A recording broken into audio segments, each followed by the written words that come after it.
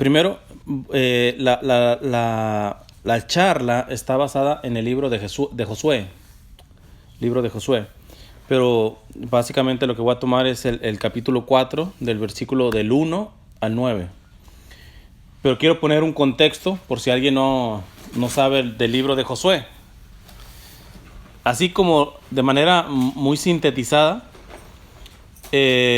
cuando Moisés muere, que es el que saca del pueblo de Israel de la esclavitud, el que toma el mando es Josué. Y es el que lleva, de hecho, al pueblo a la tierra prometida. Pues bien, cuando lo lleva a la tierra prometida, pasa algo similar a lo que le pasó a Moisés. Vamos a ver qué tan estamos en Biblia aquí. Moisés, cuando sacó a el pueblo de Israel de Egipto, tuvieron que cruzar ¿por dónde? Por el Mar Rojo. Nadando. Caminando. ¿Cómo es posible caminar en el mar? ¿Qué pasó? Se abrió el mar. Ok. Pues exactamente lo mismo pasó con Josué. Pero en este caso fue el río Jordán. El río Jordán lo cruzaron y realmente se abrieron las aguas y pasó el pueblo de Israel hacia la tierra prometida. Antes de leer el texto, quiero poner unos principios básicos del libro de Josué que son fundamentales, porque si no esto no se va a entender.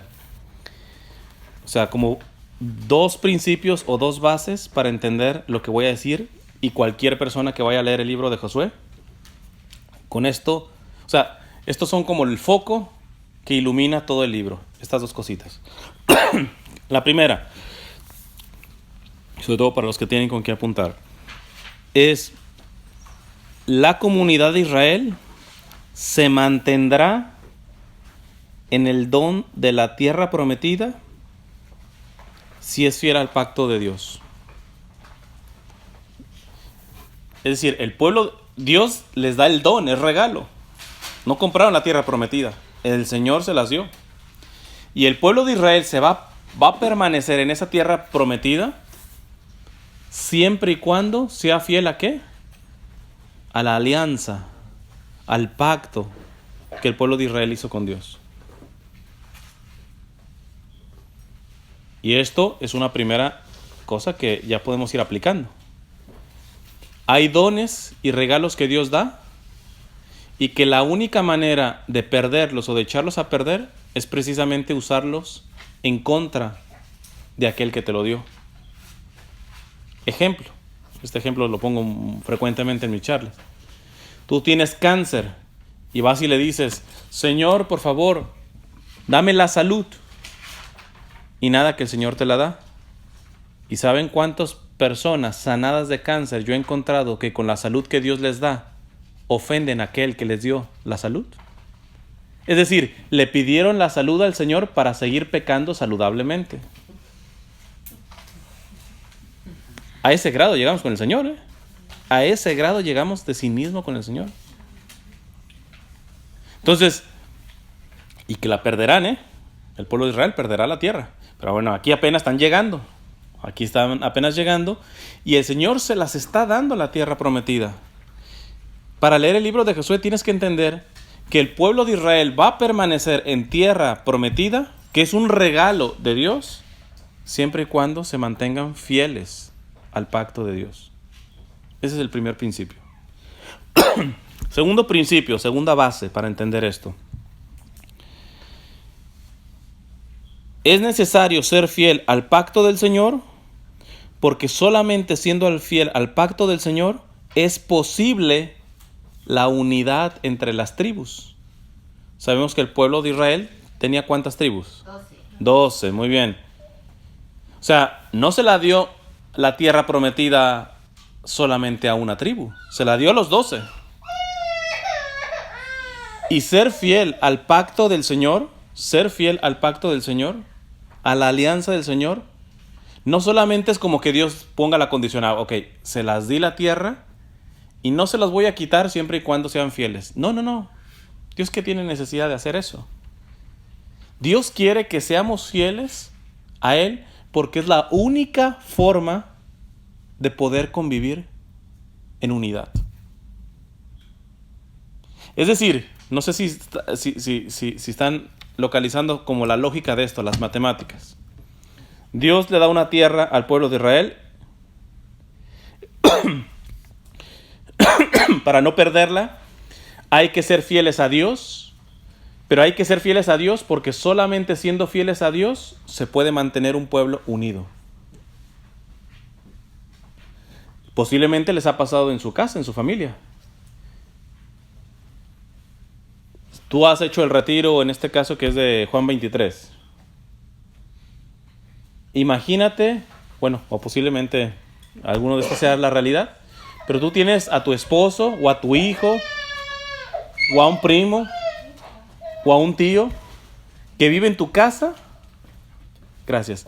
Que vive en tu casa y que ya no digamos que no ha hecho el retiro de Juan 23, simplemente vive contrario a lo que es Dios. ¿Esa casa cómo está?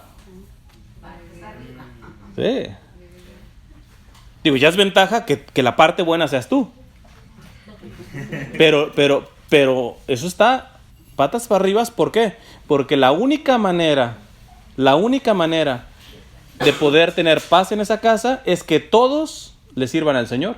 Por eso también dice la Sagrada Escritura: mi familia y yo serviremos al Señor. Esa es la única manera de que haya unidad. Mientras no haya unidad, se puede destrozar el hogar y también la casa, ¿sí? Uno se sale ya enojado, etcétera, y eso se destroza. Se destroza. Alguien me podría decir, también pudiera haber calma si todos están en contra de Dios. Pero es una calma ficticia. Porque estás en contra de Dios, estás sirviéndole ¿a quién? A Satanás. Y tú ya sabes cómo paga Satanás, ¿no? O sea que por mientras, que eso es lo que está pasando en el mundo, ¿eh? Por eso no es lo mismo paz que pacifismo. Dios quiere la paz. Pero él mismo nos lo dijo en el Evangelio: yo les doy mi paz, pero no se la doy como la da el mundo. Es decir, que hay una paz del mundo. Por ejemplo, me ha agradado mucho que en el rosario tengan en cuenta a los no nacidos. Las leyes del aborto se están poniendo en todos los países. Y aquellos que no la quieren aceptar son como enemistados, como veis. Es que hay que estar unidos en estas reformas, ¿verdad? Pero ¿qué tipo de unión es esa? Una unión que cuesta la sangre de los no nacidos. Podemos tener, entre comillas, paz en el pecado. Tú vete, no sé, a un burdel o alguna cosa, pues todos están de acuerdo en lo que están haciendo. Pero ¿hacia dónde va esa unidad? Esa no es unidad. Ahí están juntos, pero no unidos, ahí están juntos. Están arrumbados. Entonces, resumiendo, 2 principios del libro de Josué. El primero es que la comunidad, el pueblo de Israel, se va a mantener en la tierra prometida, que es un regalo, un don de Dios, siempre y cuando sea fiel a la alianza de Dios. Pero es porque Dios está cobrándoles, es decir, mira, yo les regalé la tierra, entonces seanme fiel a mí. No, Dios nos pide que seamos fieles porque es la única manera, ¿para qué? Para que se mantenga unido. Porque si no hay unidad entre las tribus, en este caso las tribus de Israel, ¿en qué iba a quedar la cosa? ¿Entendido esto? Vamos a entender el texto, que es Josué 4:1-8. Perdón, Josué 4:1-9.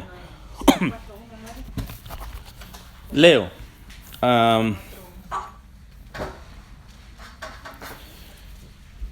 Ya aquí salieron del río Jordán. Ya aquí salieron. Y dice: cuando todo el pueblo acabó de pasar el Jordán, Yahvé dijo a Josué: escojan ustedes 12 hombres del pueblo, un hombre por cada tribu, y denles esta orden: saquen de aquí, del medio del Jordán, de donde se han detenido los pies de los sacerdotes, 12 piedras que llevarán con ustedes y depositarán en el lugar donde pasen la noche. Llamó Josué a los 12 hombres que había elegido entre los israelitas, uno por cada tribu, y les dijo: pasen delante del arca de Yahvé, su Dios, hasta el medio del Jordán, y cada uno de ustedes cargue sobre sus hombros una piedra, según el número de las tribus de israelitas, para que sea una señal en medio de ustedes. Cuando el día de mañana sus hijos les pregunten: ¿qué significan estas piedras?, les dirán: es que las aguas del Jordán se separaron delante del arca de la alianza de Yahvé. Cuando atravesó el Jordán, las aguas del Jordán se separaron. Estas piedras serán para los israelitas memorial para siempre. Así hicieron los israelitas, según las órdenes de Josué. Sacaron 12 piedras del medio del Jordán, según el número de las tribus israelitas, como habían mandado Yahvé a Josué. Las llevaron al lugar donde iban a pasar la noche y las depositaron allí. Y Josué erigió 12 piedras en medio del Jordán, donde habían pisado los pies de los sacerdotes, portadores del arca de la alianza, y allí están todavía hoy. Palabra de Dios. Bueno, vamos a meditar sobre esto. Primero,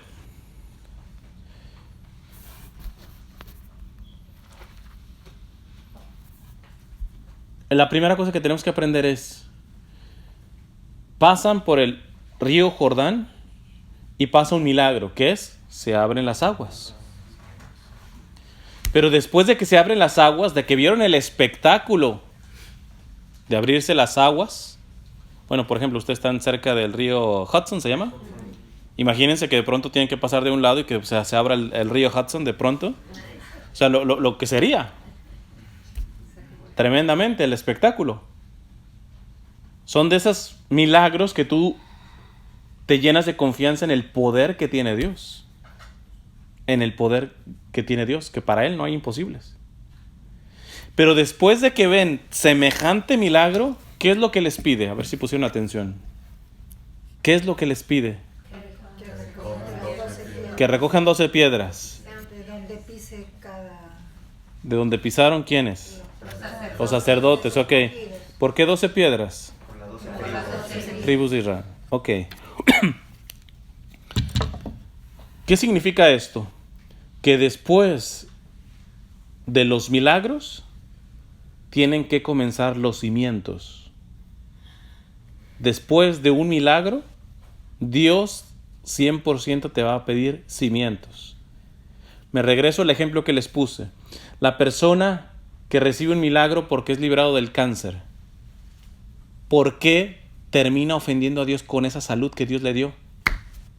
Porque se le olvidó poner cimientos después del milagro. Se le olvidó poner cimientos. Es gente que si acaso se acerca a la iglesia por un cierto agradecimiento a Dios, pero no está poniendo cimientos, no está poniendo bases firmes. Hay una cosa que suelo decir también en las charlas que es, y que puede ayudar para esto: aquel que ama a Dios por lo que recibe de Él, su fe tiene fecha de caducidad. Repito, aquel que ama a Dios por lo que recibe de Él, su fe tiene fecha de caducidad. A Dios se le ama por Él mismo. Poner cimientos es empezar a darte cuenta de que puedes estar muy agradecidos por el milagrote que te acaba de hacer Dios, pero te tienes que automáticamente, después de recibir el milagro, tienes que preguntarte: ¿qué es más grande, el milagro o quien me dio el milagro? ¿Quién me dio el milagro? Por lo tanto, ya sabes dónde tienen que estar las piedras, ¿eh? ¿Dónde tiene que estar basado? Y eso tengan mucho cuidado. Lo tienen más los protestantes y los evangélicos, pero tristemente lo he visto también en grupos católicos. Que se habla mucho de, para todo, un Dios de milagro, un Dios de poder, hermano, aleluya. Y aquí hay poder y tenemos un Dios de milagro, créele al Señor y los milagros y los milagros y los milagros. Y yo nunca escucho, ame al Señor por Él mismo, le haga milagros o no le haga milagros. Tengan mucho cuidado con ese tipo de cosas. Porque dicen verdad, Dios es un Dios de milagro, pues lo estamos viendo, claro que sí. Pero lo que no te empiezan a decir es de que tú no tienes que amar a Dios por los milagros. Los milagros es el arranque. Si alguien tuvo su conversión en este retiro de Juan 23, es un milagro, desde luego, desde luego. Pero si tú te quedas con la experiencia del retiro, mira, yo generalmente a Nueva York vengo 1 o 2 veces al año. Te lo aseguro que la próxima voy a ver caras diferentes y caras que están aquí posiblemente ni las vea. Porque se quedaron en el milagrismo. Primera cosa, cuando tú eres testigo de un milagro de Dios, 100% seguro te tienes que aprender una cosa. Lo siguiente que Dios te va a pedir es poner piedras. Firmeza. No te puedes estar agarrando de los milagros. Los milagros no son seguridad de salvación. Los cimientos sí. La hemorroísa, la mujer esta que tenía hemorragias, dice que se había gastado todo su dinero hasta con los médicos.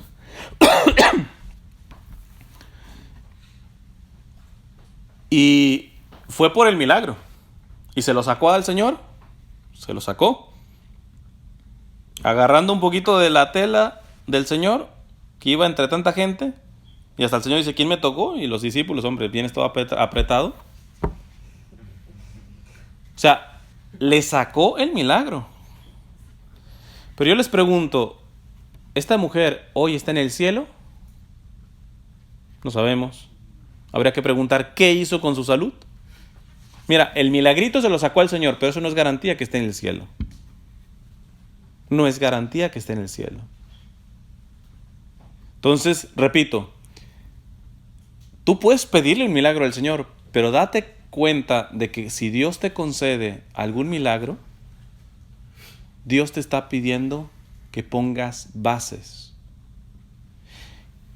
Y aquí hay que purificar hasta el concepto de milagro. Si tú estás esperando que se te abra el río Hudson, a Dios no le cuesta nada abrírtelo. Pero la vida en sí misma es un milagro, sí. Entonces, por ejemplo, para los que tienen hijos, 1, 2, 3, 4, tienen 4 milagritos ahí. ¿Están poniendo bases en eso?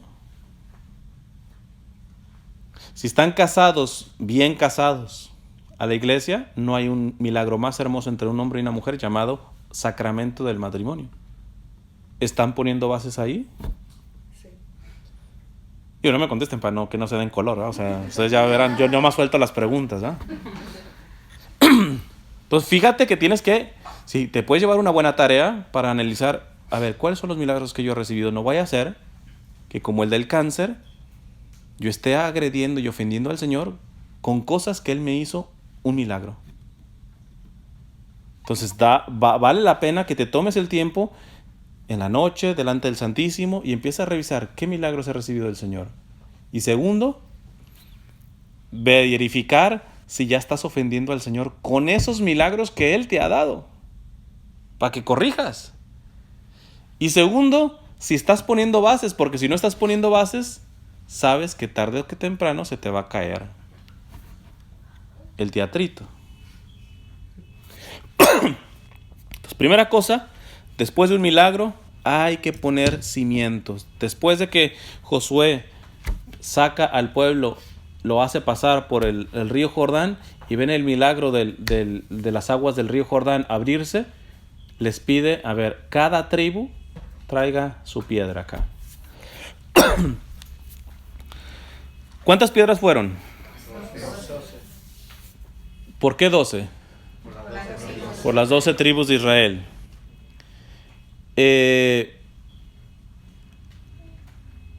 Eso, si nosotros fuéramos judíos, hasta ahí llegamos.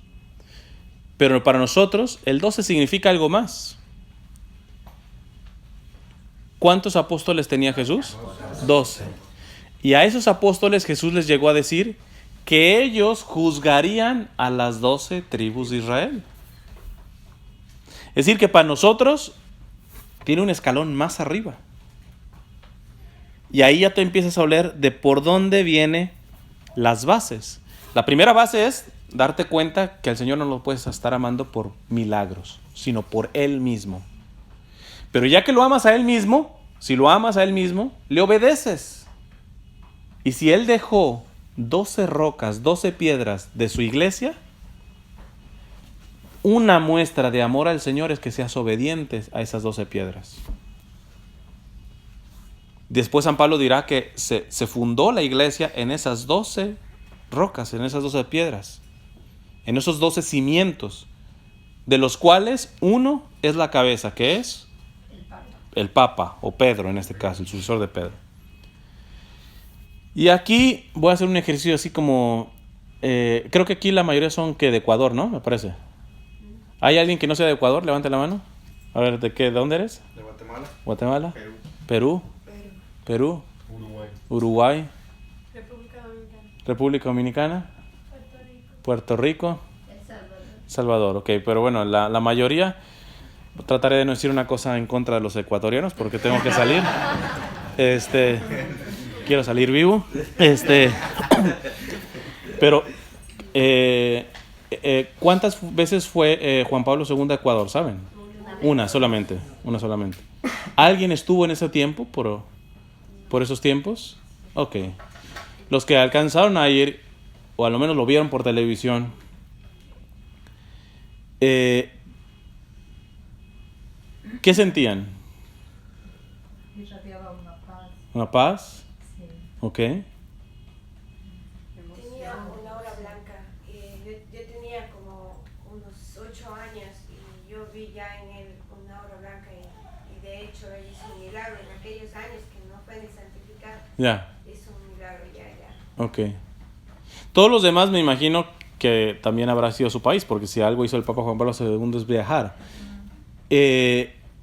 Entonces, si yo hiciera esta pregunta, levante la mano, ¿cuántos aman al Papa Juan Pablo II? ¿Cuántos se emocionaban al ver sus viajes y sus peregrinaciones? Levante la mano, los que aman a Juan Pablo II. Ok. Bueno. Ahí viene el garrotazo. Levante la mano, ¿cuántos han leído a lo menos una encíclica de Juan Pablo II? ¿Cuál? La última que hizo, que fue la publicación del libro que le hicieron el secretario que hizo el libro de él. No, estoy hablando de encíclica. Como leyes. No, encíclica es un documento escrito por el Papa. El Papa puede escribir cartas, exhortaciones, tantas, pero las encíclicas son uno de los documentos mayores que escribe un Papa. Que se amaran el uno al otro, como Dios amó. No, eso no. Convirtieron un mandamiento en todos los 10 mandamientos en uno solo. Ya, no, pero no, eso no es encíclica. Pero ¿Eh? bueno, la que más famosa que yo conozco es cuando él Pero no nos vayamos por las ramas. La pregunta es clara. cuando decretó los misterios luminosos.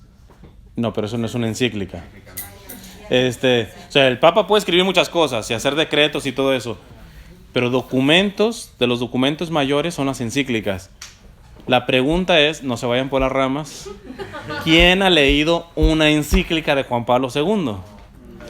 Ahora, pregunta, si ahorita tuviera aquí a Juan Pablo II y le preguntara, ¿qué te encanta más?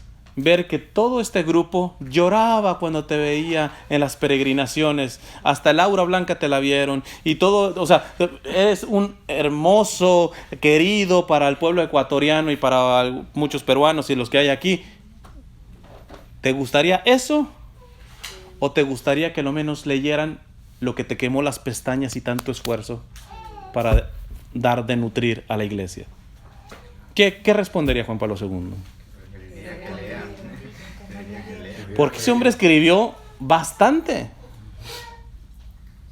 Y esos son cimientos. Lo demás, no les digo que sea malo. Es muy bueno querer al Papa, tener sentimientos, llorar cuando tenía gestos tan hermosos Juan Pablo II, especialmente con los niños, etc.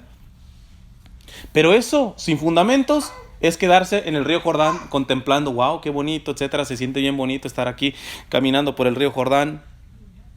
Pero eso no te garantiza que vayas a llegar.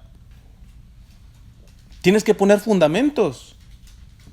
Alguien me decía, no, pero es que las encíclicas son un tanto complicadas. Mira, esto es como quien aprende a nadar. Yo te puedo poner en la pizarra cómo tienes que mover los brazos, los pies, etc. ¿Con eso aprendes a nadar? No. La única manera de aprender a nadar es metiéndote al agua, punto. Si las encíclicas son difíciles, la única manera de entenderlas es leyéndolas. Es leyéndolas y releyéndolas. ¿Cuáles son las encíclicas? Tiene tarea ahí hacerlo. No digo, porque si no me voy a desviar. Me voy a desviar. O sea, aquí lo que estoy diciendo es que las bases... es más, les doy la clave. Las 3 bases fundamentales de nosotros. Nosotros no somos protestantes. Los protestantes dicen que la sola Biblia, que eso no tiene sustento, pero bueno. Nosotros es, primero, la Sagrada Escritura. Segundo, la tradición apostólica, que eso lo voy a explicar un poquito más adelante. Y el tercero, el magisterio. El magisterio es el que procede propiamente de la Sagrada Escritura y de la tradición apostólica, y es la que hacen los papas. Entonces, el Papa Francisco... ¿Cuál es la segunda? Tradición apostólica. Entonces, si quieres saber si estás poniendo bases, ya sabes la primera. ¿Amas a Dios por Él mismo o por sus milagritos o por sacarle ventaja? No, que por Él mismo. Pues listo. Si lo amas a Él mismo, lo tienes que obedecer. Y Él ha querido poner una cabeza en su iglesia, que es Pedro. Y el sucesor de Pedro son los papas. Y hay encíclicas hermosas, por ejemplo, del Papa San Pío X, del Papa León XIII. Ya no se diga de Benedicto XVI. El mismo Papa Francisco ya tiene también encíclicas. Entonces, tenemos que comenzar a formarnos en eso. También el magisterio, y de hecho, más arriba que las encíclicas está esto, es el Catecismo de la Iglesia Católica. Hay 2 libros que no pueden faltar en tu casa, y no de adorno, sino para leerlos. La Sagrada Escritura, que en este caso yo recomiendo, la mejor traducción para mí es la Biblia de Jerusalén, nada más que porque está traducida desde el original, desde los idiomas originales, pero está en español de España. Pero gracias a Dios ya sacaron la Biblia de Jerusalén latinoamericana. No es lo mismo. Miren, es esa. Biblia de Jerusalén latinoamericana. No es la misma que la Biblia latinoamericana. Esta es Biblia de Jerusalén latinoamericana. Tener una buena traducción de la Biblia y el catecismo de la iglesia es fundamental. Y después ahí las encíclicas. Esto es muy, muy, muy, muy, muy fundamental. Porque si no, te vas a perder. ¿A cuántos ustedes no habrán visto? Bueno, yo he visto un montón de que se convierten en un retiro y muy del grupo, etcétera, y ya deja de que no lleguen al grupo, se van a otra iglesia protestante. Y tú dices, ¿de qué se trata? Pues tienes que tener fundamentos. Mira, si estuvieras en una cabañita allá por el cerro, pues tranquilo. Pero si estás en nada más ni nada menos que en el territorio de Nueva York, hombre, yo creo que sí vale la pena que te prepares, porque aquí ya deja de que te van a llegar protestantes, van a llegar de todo colores y sabores, y la confusión puede ser tan grande que tú necesitas tener firmeza. Cuando te ha pasado un milagro, tú te crees firme, ¿por qué? Porque tus emociones están tocadas. Hombre, cuando estás viendo las aguas y que no te hundes, que estás caminando, digo, eso te exalta. Pero ¿eso cuánto dura? Los que están casados, ¿cómo empezaron? Pues con mucho cariño y mucha caricia y mucho todo eso. Y los que llevan más, ¿qué? ¿Sigue igual la cosa? Seguramente se siguen amando, pero en realidad están con esa cursilería del principio. No. Y antes tú creías, y no me dejarás mentir, que antes tú creías que de esa cursilería se vivía en el matrimonio. Era la que te soñaba, ay, qué bonito, voy a estar así siempre en sus brazos y todo. Y te ibas y así por toda la eternidad, nada más irreal. Es una etapa, nada más. Lo que hace verdaderamente que se madure es que tú no estés enamorado, que estés amando. Y se ama a veces y hasta mejor, y es mayor prueba de amor cuando no se siente bonito. ¿Cuántas mamás prueban que aman a sus hijos preparando, no sé, unos frijoles y traen cólicos y además sus hijos unos malagradecidos que les dice que no sé, que les faltó sal, etcétera? O sea, no es una experiencia placentera eso. ¿Y quién puede negar que ese es un acto de amor de esa madre? Pues lo mismo. En la parte de la formación, déjate de que, no, es que yo mejor voy a leer un librito así que habla muy bonito de Dios y todo eso. ¿Qué estás buscando? ¿Sentirte bien o verdaderamente formarte y poner bases? Entonces, vele a la Sagrada Escritura, vele al Catecismo de la Iglesia. Si a alguien se le hace muy difícil el Catecismo de la Iglesia, el Papa, ya no sé si Benedicto o Juan Pablo II, sacaron lo que se llama el compendio del Catecismo de la Iglesia, que es como un resumen a manera de preguntitas. Pues empiézale por ahí, ya después brincas al Catecismo bien. Compendio del Catecismo de la Iglesia Católica. Creo que fue Benedicto, ¿no? Entonces, el Yucat es para los jóvenes. Bueno, si a alguien todavía ni siquiera el compendio le sirve, pues vaya hasta el Yucat. Pero tenemos que formarnos. Y no se trata de que te lo acabes. Igual la Sagrada Escritura no se trata de que te la acabes, se trata de que la vayas masticando, profundizando. Poniéndola como un espejo, cómo estoy yo y esto es lo que realmente creo, te vas a sorprender de la gran riqueza de la Iglesia Católica. Por eso cuando alguien me dice, un ex católico que me llega a decir, no, yo fui católico, yo conocí ¿y conociste la Iglesia Católica? Sí, yo la conocí. Hombre, yo tengo 35 años, comencé a los 15, o sea, tengo 20 años y todavía no me acabo el magisterio de la Iglesia. Y me sale con que, o sea, es una mentada de madre, discúlpenme, o sea, cuando alguien te dice, cualquier preguntita que le saque no me la va a responder. Entonces, se ama lo que se conoce.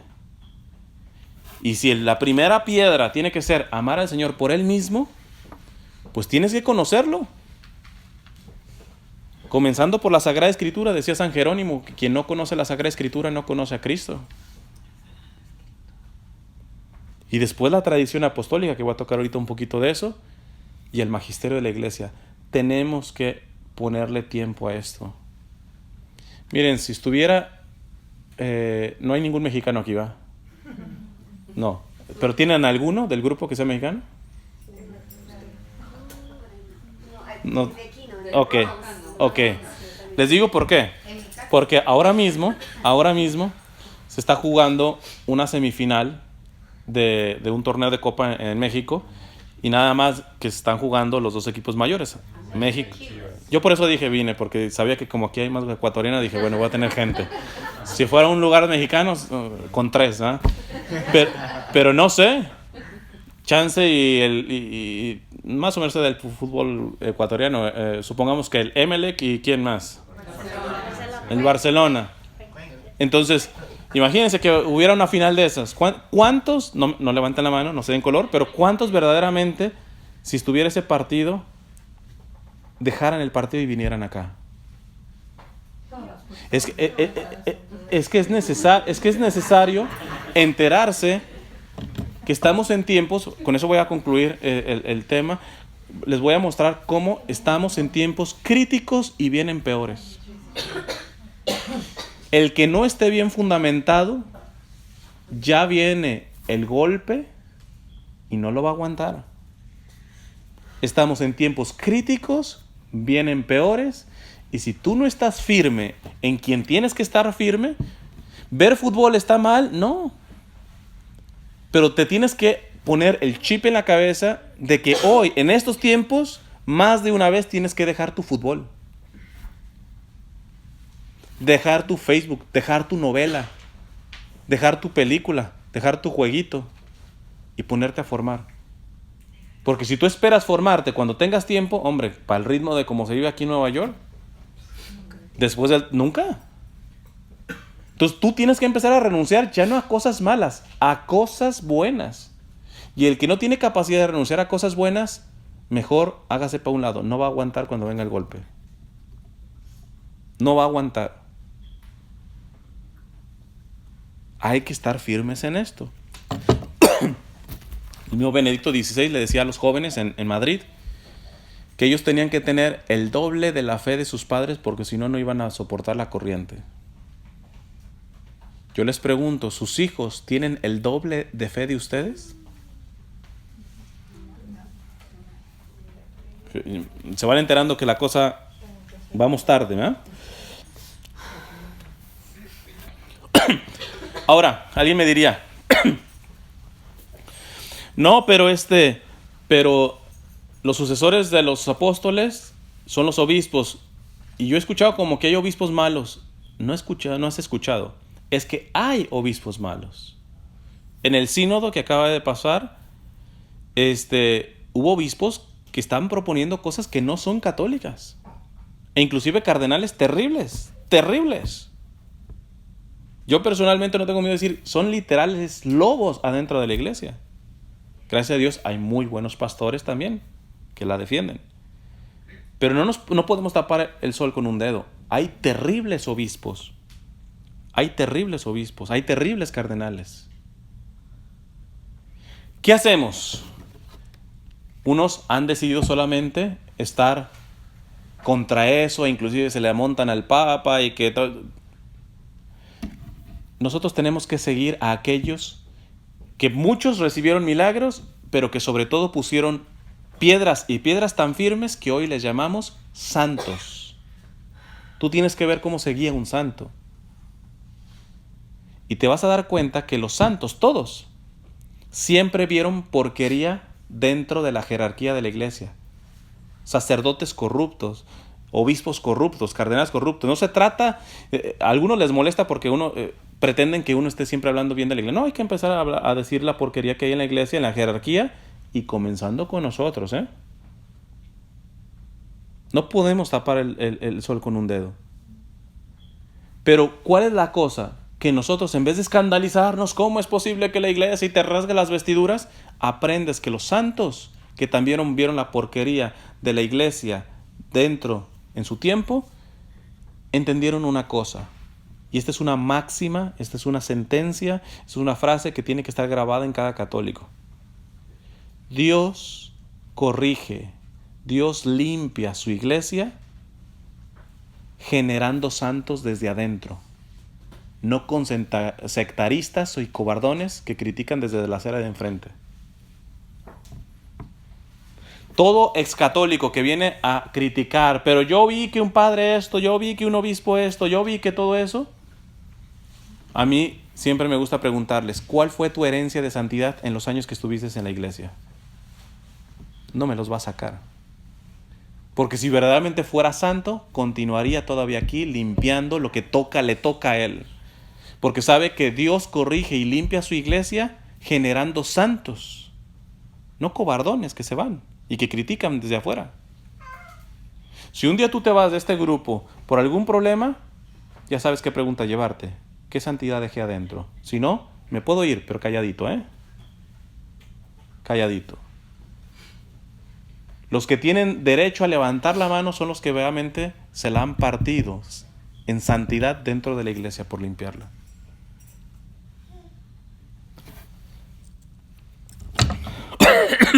Ya me voy rápido.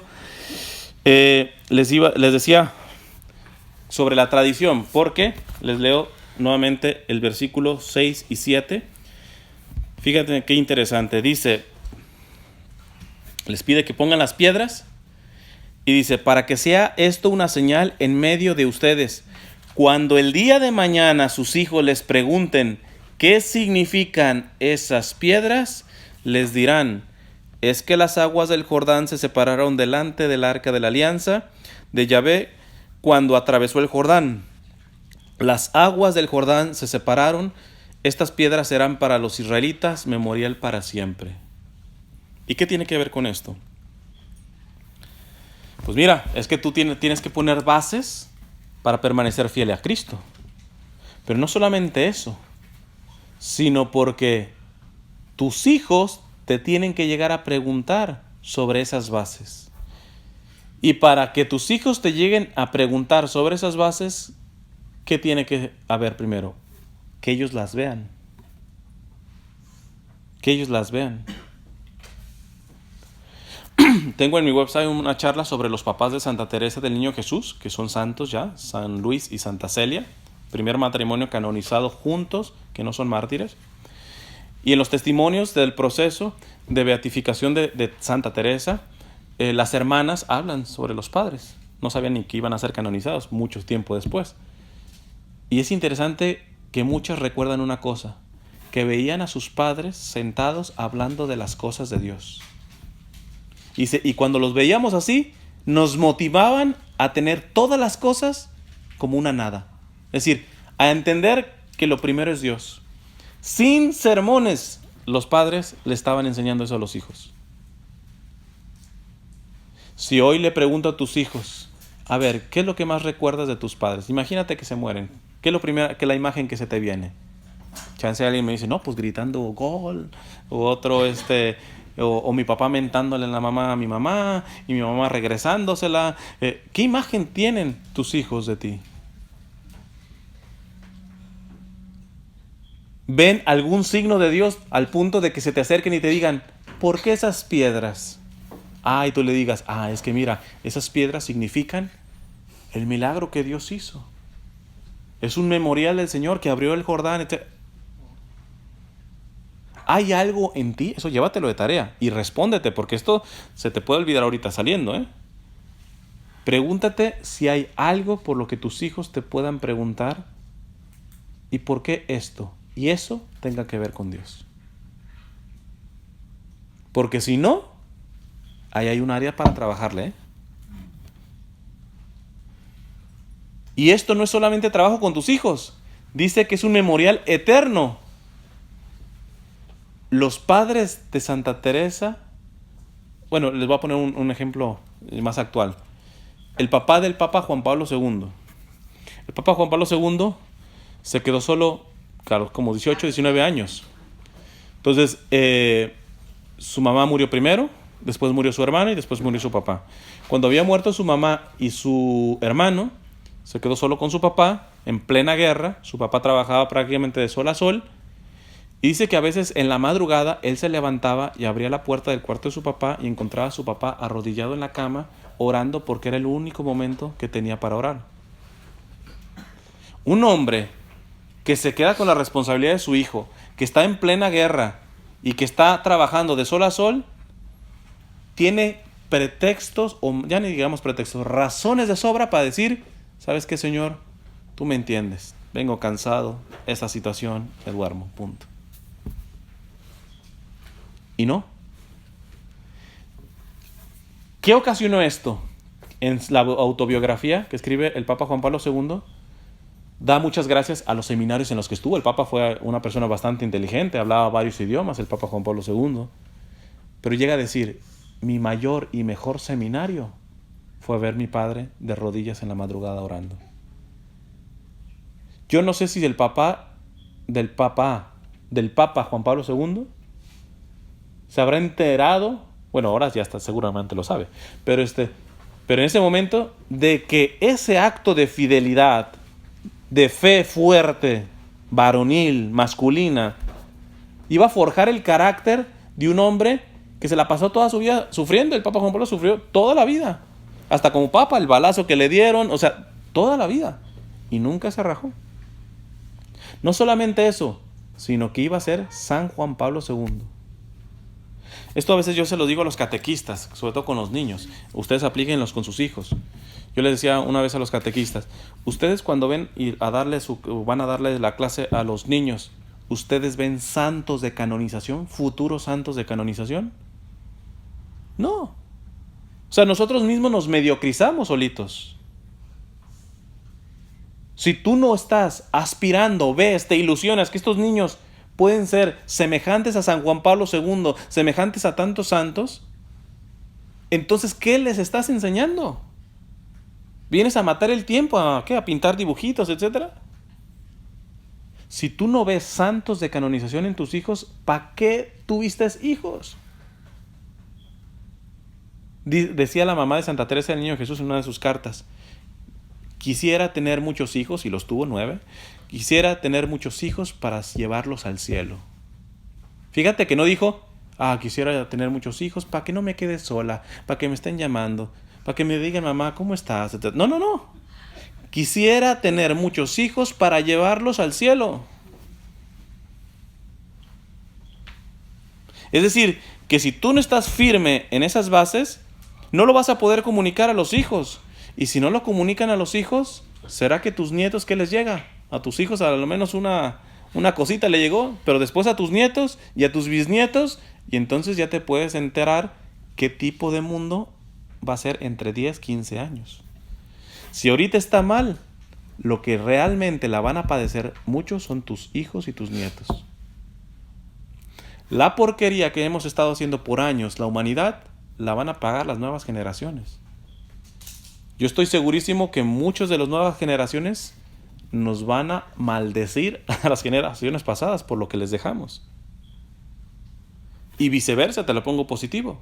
Lo que tú te formes y te formes firme y lo transmitas a tus hijos, tú no sabes si en tu propia descendencia, en tu nieto, tu bisnieto, hay santos de canonización. Nadie te va a dar el crédito. Quizá nadie le da el crédito ahorita del Papa Juan Pablo II. Solamente San Juan Pablo II, pero espérate, yo no puedo entender a San Juan Pablo II sin su padre arrodillado todas las madrugadas orando, porque era el único momento que tenía.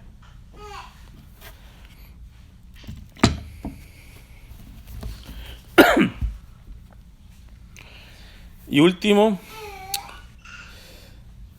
menciona en el versículo 9. Dice, y Josué erigió 12 piedras en medio del Jordán, donde habían pisado los pies de los sacerdotes portadores del arca de la alianza, y allí están todavía hoy. Es decir, que esas bases interesantes, fundamentales, que tienes que empezarle a trabajar, fueron tomadas e inclusive colocadas por donde pasaron los pies de ¿quiénes? ¿Y los sacerdotes qué traían en sus hombros? La arca de la alianza. ¿Alguien levante con honestidad? ¿Alguien no sabe qué es la arca de la alianza? Ok, bueno, por ellos les explico. El arca de la alianza contenía, era una caja que tenía unos querubines, todo. Era básicamente como el sagrario, el tabernáculo de los judíos, porque ahí contenía las piedras de la ley que Dios le dio a Moisés. Traía, por ejemplo, del maná que hizo comer. En pocas palabras, era la presencia de Dios, pero es un símbolo, porque Dios no era la piedra. En nuestros sagrarios no es un símbolo el que está ahí adentro, Es verdaderamente la presencia real de Jesús, cuerpo, sangre, alma y divinidad. Fíjate, si el pueblo de Israel esas bases las coloca donde pisaron los sacerdotes, gente consagrada a Dios, que traía nada más ni nada menos que el arca de la alianza, y nosotros tenemos algo mejor que el arca de la alianza, entonces es aquí donde saco una cosa que estoy repitiendo constantemente y no me cansaré de repetirlo. Voy a poner el ejemplo. Yo sé las nevadas que caen aquí. Imagínense una de las peores que hayan visto. Pero sin embargo afuera están regalándote $15 millones si te sales a la hora de la nevada esa. Gratis, nada más te formas y lo agarras. ¿Quién no saldría a recibir 15 millones de dólares aunque esté cayendo una nevada descomunal? Yo les pregunto, ¿Jesús en la Eucaristía vale más o menos que 15 millones de dólares? ¿Más? Entonces, ¿por qué no vamos a misa todos los días? Entonces, ¿por qué no estamos a lo menos un momentito delante de su presencia eucarística todos los días? Que no está expuesto, está en el sagrario. Que está cerrada la iglesia, pues yo me quedo afuera de la iglesia a hacer un momentito, finalmente está adentro.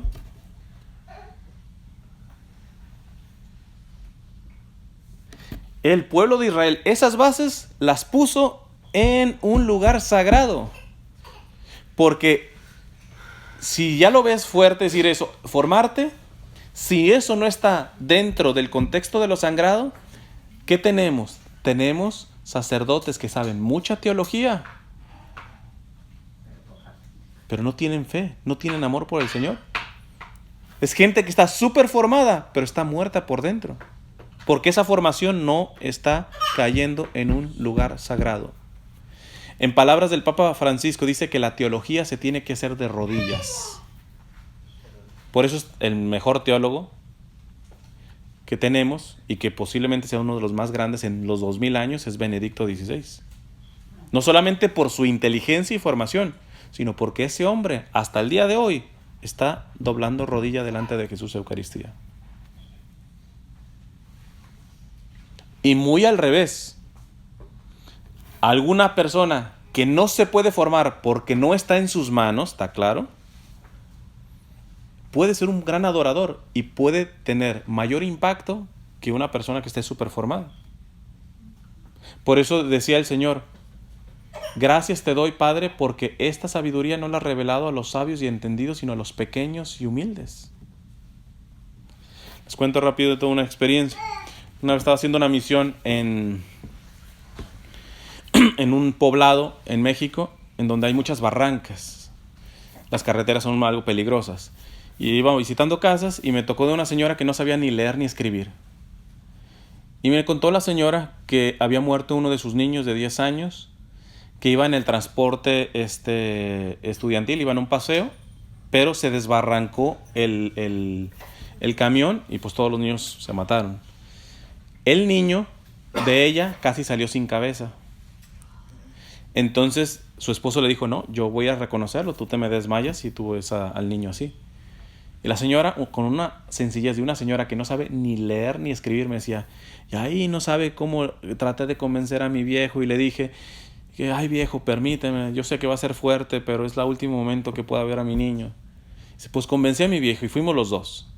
Y me dice la señora, le mentiría si le dijera que no estuve a punto de desmayarme cuando vi a mi niño así. Pero lo único que me dio fuerzas es que cuando vi a mi niño así, yo le dije, ay, mi hijo, qué bueno que nunca te quise para mí, sino te quise para Dios. Ay, mi hijo, qué bueno que nunca te quise para mí, sino te quise para Dios. ¿Será que sabrá teología esa mujer? No sabe ni leer ni escribir, pero adoradora de la Eucaristía, adoradora de la presencia del Señor ahí. Entonces, esto no es un juego. Yo no les voy a poner cargas, ¿eh? Cada quien se analiza delante del Señor. Quizá uno va comenzando, no va ni siquiera a la misa del domingo, pues quizá él tiene que comenzar mínimo siendo fiel a la misa del domingo. Los que ya van a la misa del domingo, mínimo formándose sobre la Eucaristía, porque estamos mal formados. Déjenme decirles una cosa que yo digo, espero que sea diferente aquí, nunca he participado en una misa en su parroquia de ustedes, pero la mayoría de parroquias, las comunidades latinas, tú entras a una misa y es un mercado. Todo mundo hablando, todo mundo... Deja, los niños pueden llorar, eso no hay problema. Pero no, son los adultos los que están haciendo el ruido. Y termina la misa, igual un mercado. Y luego empieza la formación litúrgica. Yo sé que es con muy buena intención, pero los coros no se enteran, por no formarse, lo que es la misa. La misa no es un concierto. En el santo Están todos los santos, todos los ángeles. Si supiéramos lo que se pasa en cada momento de la misa, entenderíamos por qué la misa es lo más grande, no en la tierra, en el universo completo. Y el santo, imagínate, está pasando eso y el coro está tocando, el santo, una cumbia. Espérate, ¿qué tiene que ver? Yo no tengo nada con las cumbias. Pero sin lugar a dudas, un santo no puede entrar con cumbia. Bueno, ningún canto litúrgico en realidad. Entonces, tenemos que empezar a tomar la conciencia de quién es el centro en la Eucaristía. Jesús. Pero no es cierto. Porque el centro está siendo la persona, el pueblo. Es como la señora que se me acerca y me dice, ay, hoy estuvo bien bonita la misa. ¿Y cuándo no está bonita la misa? O sea, ¿cómo está uno viendo la misa como si fuera un espectáculo? No, sí, ahora sí me gustó la misa. Qué bonita estuvo la misa. A los protestantes, quítales un buen predicador y quítales un buen coro, se les acabó el culto. En la Iglesia Católica, el padre predique mal, no haya coro, la misa tiene valor por quien se hace presente en el altar. Te guste o no te guste. No, vamos, yo mejor voy a ir a otra misa porque aquí ya no me gustó mucho, el padre no predica bien. Entonces, ¿por quién vas? ¿Cuál es el centro? El centro son tus gustos personales. Y es aquí donde concluyo, que es la parte.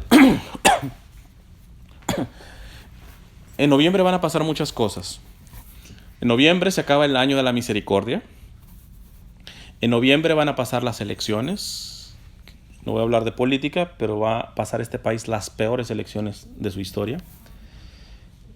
Y en noviembre, el cardenal que está a cargo, curiosamente, de la Congregación para el Culto Divino y los Sacramentos en el Vaticano, que es un cardenal muy bueno, africano, se llama el cardenal Sara. A mí me hubiera gustado que lo hubiera hecho obligatorio, pero lo hizo en sugerencia, pero lo hizo a toda la iglesia del mundo. Les dijo que desde Adviento sería bueno comenzar a celebrar la misa nuevamente ad orientem. ¿Qué significa ad orientem? Voy a decir la definición que yo he escuchado de la propia gente. ¿Cómo? ¿El sacerdote otra vez nos va a dar la espalda? Cuando yo escucho eso digo, con razón, el cardenal quiere que vuelva a esto. No significa que va a ser todo en latín, no, puede ser exactamente la misma misa que tienes, pero hay momentos litúrgicos que el sacerdote ya va a estar de frente al altar, no dándote la espalda a ti. O sea, sí te está dando la espalda, pero espérate, no te pongas tú en el centro. Fíjate cómo dice, no dices, otra vez el sacerdote va a darle el frente a Cristo al altar. No, decimos, ¿nos va a dar la espalda? Señal de que nosotros nos estamos poniendo de centro, aunque digamos que no, el centro eres tú, Señor. No, dite la verdad, tú eres el centro de tu vida espiritual, de tus misas, tú eres el centro. Te tiene que gustar a ti, te tienes que sentir cómodo, tú eres el centro. Y urge por estos tiempos, que les digo que están terribles y vienen peores, yo veo como un signo. Yo cuando escuché al cardenal Sara dije, está diciendo, es tiempo de comenzar a tocar esas bases y ponerlas en el lugar sagrado. Hay que recuperar el sentido de lo sagrado. Poco antes, el cardenal Ratzinger, hoy Papa Benedicto XVI, había dicho, el futuro de la fe y de la iglesia depende del trato a la liturgia. Dice, porque la liturgia nos recuerda la cosa más importante de nuestra fe, que Dios es primero.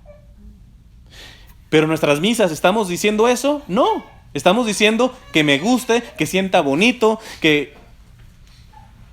No estamos diciendo que Dios es primero. Estamos diciendo, mis sentimientos son primero, mi cabeza es primero, mi comadre es primero, mi familia es primero, todo es primero menos Dios. Entonces me pareció excelente que diga eso el cardenal, pero, y con esto termino, el 12 de octubre, el Papa Benedicto, emérito, escribió una carta a el patriarca ortodoxo, que los ortodoxos no tienen comunión todavía con nosotros, seguramente muy pronto habrá, en donde dijo una cosa similar al del cardenal Sara, y yo digo, esto ya no es coincidencia. Ya lo dijo el cardenal Sara, ahora el Papa Benedicto saca una carta de esto, estos están viendo lo que se nos viene, y nos están diciendo, hay que poner bases firmes, rescatar el sentido de lo sagrado, y déjate de ver el ombligo, gírate hacia Dios. Hay que darnos el giro hacia Dios. Les leo tal cual como lo dice el Papa Benedicto. Dice, en la orientación de la liturgia al este, eso significa ad orientem, hacia el este, vemos que los cristianos, junto con el Señor, queremos progresar hacia la salvación de la creación en su totalidad. Cristo, el Señor crucificado y resucitado, es al mismo tiempo también el sol que ilumina al mundo. La fe está también siempre dirigida hacia la totalidad de la creación. Entonces ya después le tira como un piropo ahí al patriarca. ¿Por qué? Porque los ortodoxos e inclusive las iglesias orientales, pero que están unidas al Papa, siguen celebrando la misa ad orientem. Los únicos que cambiamos fuimos nosotros, los del rito latino. Que no está mal, pero el problema es que ya la iglesia dio. Esto ha traído más problemas. ¿Por qué? Porque parece que lo que ha provocado, en vez de centrarnos en Jesús, nos hemos centrado en nosotros mismos. Y ad orientem significa que estás, el Papa lo acaba de decir, estamos esperando el sol divino que sale por el oriente en este sentido. ¿Y qué significa? ¿A qué apunta? A lo que le llamamos la parusía, la segunda venida de Jesús. Y es ahí donde yo capté. No solamente estos santos hombres nos están diciendo, es tiempo de girarnos hacia Dios. Déjate de estar viendo el ombligo, aquí el centro es Jesús. Todos dirigidos hacia Jesús. Y no solamente hacia Jesús de manera espiritual, en manera sacramental en el altar, sino al Jesús que está por venir en la parusía. Yo no soy de los que diga que ponga fechas, pero ya cuando estos pastores, y leyendo cómo están los signos de los tiempos, cómo está la cosa, yo cada vez digo, ven Señor Jesús, Maranatá, ven Señor Jesús. Estos santos hombres nos están diciendo, data del oriente, y el oriente significa que también mires la parusía, la segunda venida del Señor. ¿Y esto qué va a provocar? Pues va a provocar una gran sacudida. Y yo pido por eso. Entonces alguien me decía, eso no es cristiano, ¿cómo estás pidiendo que venga aquí persecución y que venga una gran purificación y todo esto? Porque les digo, mira, ya la están pasando nuestros hermanos en Siria y en Irak. Y a ellos no es que, la nevada les frenó el carro, o se les descompuso el carro, o los corrieron del trabajo. No, allá les están cortando nada más ni nada menos que la cabeza. A los niños los están enterrando vivos. Ellos ya la están pasando y ellos firmes. Con más firmeza que todos los que estamos aquí. Eso, decía un obispo de Irak, pronto lo verán en Occidente. ¿Quiénes son los Occidentes? Somos nosotros y Europa. Pronto lo verán. ¿Será que estamos preparados? Urge, ya vamos tarde en esto. Urge comenzar a tomar la fe en serio. Urge formarse bien en serio. Urge comenzar cada quien a su ritmo con una vida eucarística en serio. Que no se puede por el trabajo ir a misa todos los días, etcétera, y que es complicado hacer una visita al Santísimo. Yo nomás te digo, te entiendo, porque yo sé el ritmo de cómo es acá. Pero a lo menos deseas estar en misa todos los días. ¿Deseas estar un momentito de tu día delante del Santísimo? Porque si no lo deseas, ¿cómo Dios te va a conceder algo que tú no deseas? Yo conozco personas que la tenían sus horarios bien complicados, pero comenzaron deseando al Señor y les salió hasta buen trabajo, hasta les pagan más y les da tiempo para poder ir a misa y al Santísimo. Pero ¿cómo Dios te puede dar ese regalo si ni siquiera tú lo deseas? Entiendo, estás trabajando, pero desde tu trabajo tú dices, yo me uno a la misa que se esté celebrando aquí y hago una comunión espiritual. Tenemos que entender esto. Tenemos que entender esto porque esto es fundamental para perseverar en la fe. Si no encontramos esto, no vamos a perseverar en la fe. No vamos a perseverar en la fe. Lo que se nos viene no va a sobrevivir de alguien que tenga una fe milagrera. Yo sentí bonito y vi una visión y se me apareció esto. O sea, no estoy minimizando eso. Eso puede ser cosas que Dios use. Pero que la fe se vaya a sostener en eso, no, mijo. No. Tu fe tiene que estar a prueba de balas. Tiene que estar firme. Por eso la adoración eucarística es la oración más difícil. ¿Por qué los grupos están llenos? Porque mínimo pues ves a tu comadre y platicas después cuando ahorita el cafecito y la cosa y todo eso. O porque, no sé, en algunos grupos tienen hasta ministerio de música y todo bien lindo. Pero casi siempre en las capillas de adoración perpetua, siempre las 3 mismas viejitas. ¿Por qué? Porque entrar ahí en total silencio, no hay musiquita, no está tu comadre, es puro silencio. Además tienes que hacer el acto de fe de que ese pedacito de pan no es pan, es el cuerpo, la sangre, el alma y la divinidad del Señor. Ya a los 5 minutos te quieres salir. ¿Por qué? Porque tu carne quiere ser complacida. Pero se necesita purificar ahí. Te quieres salir porque no aguantas, porque crees que estás perdiendo el tiempo. Y tú dices, yo me quedo. Y te quedas 1 minuto más, y ese minuto más te hace crecer verdaderamente en fe. Pobres de aquellos que solamente van al Santísimo, pues no, recién salido del retiro, pues no, hasta casi se elevan. Pero espérate, a mí no me impresiona eso. Ay, ¿ves qué devoción? ¿Con qué devoción? Mira, hasta eleva las manos y todo. Y qué tremendísimo. A mí ya no me hacen tonto en eso. Déjame verlo 3 meses después. Déjame verlo 6 meses después. Déjame ver que le empiecen a perseguir por amor al Señor. Déjame verlo cuando en el propio grupo hablen mal de él, lo empiecen a calumniar y chismear. Déjame ver. Si después de todo eso sigue ahí, bueno, ahí sí.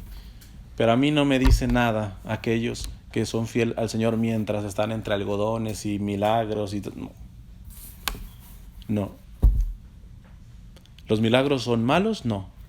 Simplemente que en esta charla te tienes que llevar eso. Después de los milagros, Dios te pide que pongas cimientos, fundamentos. El primer fundamento es amarlo a Él por sí mismo. Si lo amas por Él mismo, obedeces lo que Él ha puesto, desde las cabezas que ha puesto en su iglesia. Si ves cabezas echadas a perder, ¿cómo las corriges? Tú siendo santo desde dentro, formándote. Y todo eso poniéndolo constantemente, diariamente, en el lugar sagrado, que es donde está la presencia de Jesús en Eucaristía. Llegará el tiempo, con esto termino, llegará el tiempo en donde no vamos a tener la Eucaristía. Sé que muchos no me llegan a creer, pero nos va a tocar. Bueno, el siglo pasado en México tuvo una persecución, se cerraron los templos y todo, y hubo comunidades que se quedaron sin Jesús en Eucaristía. Y yo digo que vamos a llorar en ese momento. Nada más que va a haber 2 tipos de llorones.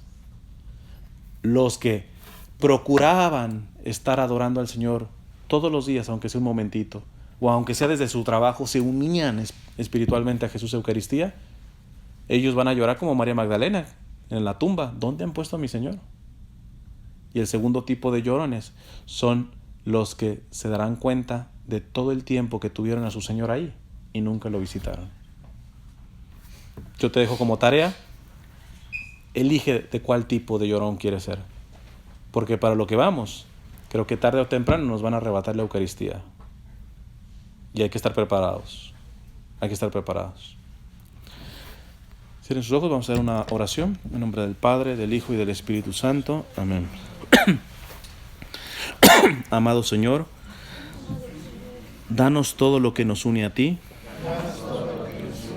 Quítanos todo lo que nos separa de ti. Líbranos de nuestro egoísmo. y entréganos enteramente a ti. Que nunca se haga nuestra voluntad, sino siempre hágase la tuya. En nombre del Padre, del Hijo y del Espíritu Santo. Amén.